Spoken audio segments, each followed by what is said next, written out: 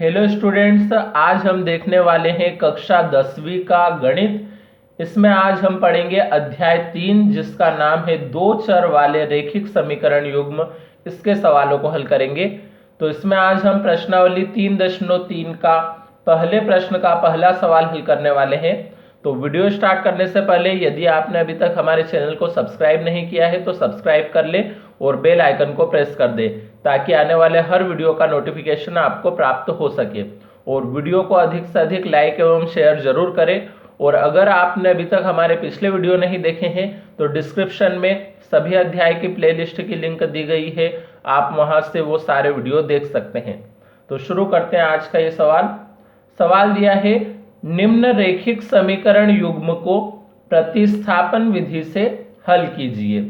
तो यहाँ पे क्या दिया है हमारे पास, एक रैखिक समीकरण का मतलब ऐसी समीकरण जिसपे घात कितनी हो, एक हो। जैसे यहाँ पे कोई घात नहीं है यानी एक घात है, इस पे भी कोई घात नहीं है मतलब एक घात है। तो ये क्या हुई, एक रैखिक समीकरण हुई।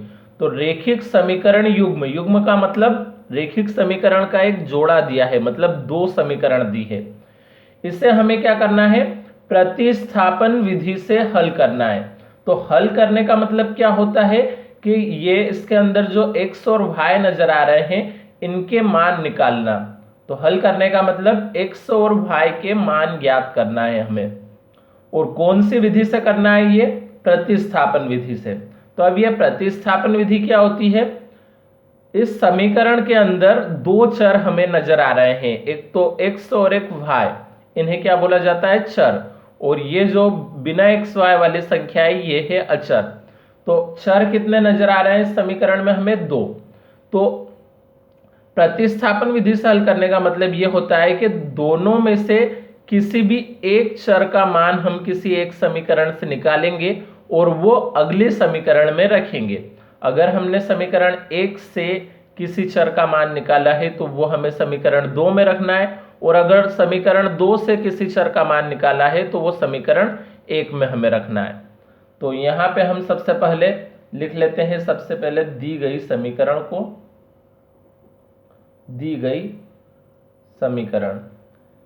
समीकरण हमारे पास है, एक तो x प्लस वाई बराबर 14 और दूसरी है x माइनस वाई बराबर 4। तो इसे हमने समीकरण 1 बनाया, इसे समीकरण 2। अब हमें क्या करना है, कोई भी एक समीकरण लेंगे हम, उससे x या y किसी एक चर का मान निकालेंगे। तो हमें कौन सी समीकरण लेनी है, जिसमें x या y के गुणे में कोई अंक न हो। तो यहां अगर हम देखें तो इस x के गुणे में भी कोई अंक नहीं है, इस y के गुणे में भी कोई अंक नहीं है, इस x के गुणे में भी कोई अंक नहीं है और इस y के गुणे में भी कोई अंक नहीं है।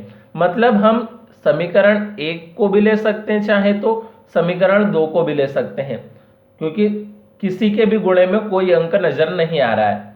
तो हम समीकरण 1 ही ले लेते हैं। तो समीकरण 1 से अगर यहाँ पे गुणे में कोई अंक होता तो हम कौन सी समीकरण देखते जिसमें गुणे में कोई अंक न हो। तो हमने समीकरण 1 ही ले ली क्योंकि समीकरण 1 में गुणे में कोई अंक नजर नहीं आ रहे हैं x और y के। तो समीकरण 1 से हम किसका मान निकाल ले, x का मान निकाल लेते हैं, क्योंकि x के गुणे में कुछ नहीं है। अगर x के गुणे में कुछ होता और y के गुणे में कुछ नहीं होता तो हम y का मान निकालते। तो हम क्या कर रहे हैं, अभी x के गुणे में ही कुछ नहीं है इसलिए x का ही मान निकाल लेते हैं। तो हमने क्या किया, x को तो बराबर के उस तरफ ही रहने दिया, और ये जो y है इस y को हम बराबर के पीछे लाएंगे। तो बराबर के पीछे 14 तो पहले से है ही, और इस y को भी यदि हम पीछे लाएं तो ये अभी प्लस का है, लेकिन जब बराबर के पीछे लाएंगे तो ये y हो जाएगा माइनस का। इसे बना देते हैं हम समीकरण 3। अब समीकरण 3 में ये किसका मान नजर आ रहा है, हमें x का। ये x का मान हम कहां पे रखेंगे, समीकरण 2 में, क्योंकि समीकरण 1 से तो हमने निकाला ही है इस x के मान को, तो रखना कहां पे पड़ेगा, समीकरण 2 में। तो यहां पे अब हम लाइन लिखते हैं, समीकरण 3 से x का मान समीकरण 2 में रखने पर तो हमें क्या करना है, यहाँ पे समीकरण 3 से ये जो x का मान नजर आ रहा है ये मान हम समीकरण 2 में रखेंगे। 2 में क्यों रख रहे हैं हम, क्योंकि समीकरण 1 से तो ये मान निकला ही था, इसलिए 1 में नहीं रख सकते, 2 में रखना पड़ेगा। तो समीकरण 2 है, इसमें सबसे पहले x, तो x की जगह तो हम ये x का मान रखेंगे कितना, 14 माइनस y। उसके बाद ये माइनस का y ऐसे ही लिख दिया और बराबर का 4 भी ऐसे ही लिखा।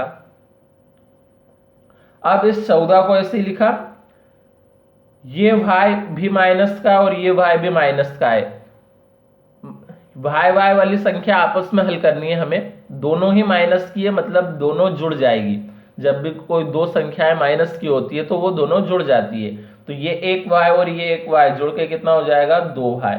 और चिन्ह हमेशा बड़ी संख्या का आता है, लेकिन यहाँ तो दोनों बराबर ही है तो कोई फर्क नहीं पड़ेगा, किसी का भी चिन्ह ले लें। तो चिन्ह काय का है, माइनस का है, तो माइनस लगा दिया हमने और बराबर में हमारे पास 4। अब y का मान निकालना है हमें, तो ये y वाली संख्या हम बराबर के इस तरफ ही रहने देते हैं और बिना y वाली संख्याएं सारी पीछे कर लेंगे। तो बराबर के पीछे 4 तो पहले से है ही, इस 14 को भी यदि हम पीछे लाएं तो ये 14 के आगे अभी कोई चिन्ह नहीं है, मतलब प्लस का है। तो अगर इसे हम बराबर के पीछे लाएंगे तो ये प्लस की जगह हो जाएगा माइनस का 14। अब माइनस का 2y तो ऐसे लिखा। अब यहाँ पे ये 4 प्लस का है, 14 माइनस का, मतलब एक प्लस की और एक माइनस की है। जब भी एक प्लस की और एक माइनस की संख्या होती है तो उन्हें हम घटाते हैं। तो 14 में से 4 घटाया तो कितना बचा यहाँ हमारे पास, 10। और चिन्ह बड़ी संख्या का आता है तो बड़ी संख्या यहाँ माइनस की है, यानी चिन्ह माइनस का रहेगा। अब इस तरफ के माइनस से दूसरी तरफ वाला माइनस कट जाएगा, तो बचा क्या, 2y बराबर 10। अब अगर हम यहां से y का मान निकालें तो इस 2 को क्या करना पड़ेगा, बराबर के दूसरी तरफ लाना पड़ेगा। तो ये 2 देखा जाए तो अभी गुणे में है, दूसरी तरफ आएगा तो ये कहां पे आएगा, बटे में आएगा। बटे में मतलब भाग में आ गया। तो ये 2 गुणे में था तो गुणे की जगह इस तरफ लाए तो कहां पे आया, भाग में आ गया, यानी कि बटे में आ गया। अब 2 से यदि हम 10 को काटे तो 2 पंजे 10, तो y बराबर हमारे पास कितना बचा है, 5। तो ये y का मान आया, y बराबर 5। अब इसी y के मान को यदि हम कहां पे रख दें, इस समीकरण 3 के अंदर रख दें यहाँ पे, तो y की जगह अगर y का मान रखेंगे तो किसका मान ज्ञात हो जाएगा, हमें x का मान ज्ञात हो जाएगा। तो यहां लिख लेते हैं हम y का मान समीकरण, y का मान समीकरण 3 में रखने पर, तो समीकरण 3 हमारे पास क्या थी, x बराबर 14 माइनस y, तो y की जगह तो y का मान रख रहे हैं हम कितना, 5। तो यहां पे हमारे पास अब क्या बचेगा, x बराबर 14 में से 5 घटाया तो कितना बच रहा है, 9। तो इस प्रकार से ये x का भी मान हमारा ज्ञात हो गया। तो हमें क्या करना था, समीकरण को हल करना था, प्रतिस्थापन विधि से हल कीजिए। और हल करने का मतलब क्या बताया था मैंने, x और y के मान ज्ञात करना। तो ये x और y के मान ज्ञात हो गए हैं, मतलब समीकरण हल हो गई है। तो आखिर में हम उत्तर लिख देते हैं अब, अतः x बराबर 9 व y बराबर 5, ये x बराबर 9 और y बराबर 5 दिए गए समीकरण युग्म का, दिए गए समीकरण युग्म का हल है।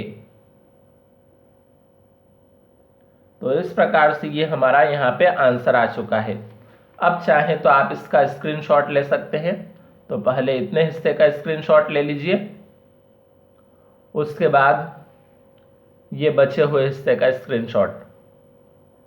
तो ये सवाल यहाँ पे आज हमारा कंप्लीट हो चुका है। अब अगले सवाल के लिए मिलते हैं अगले वीडियो में, तब तक के लिए धन्यवाद।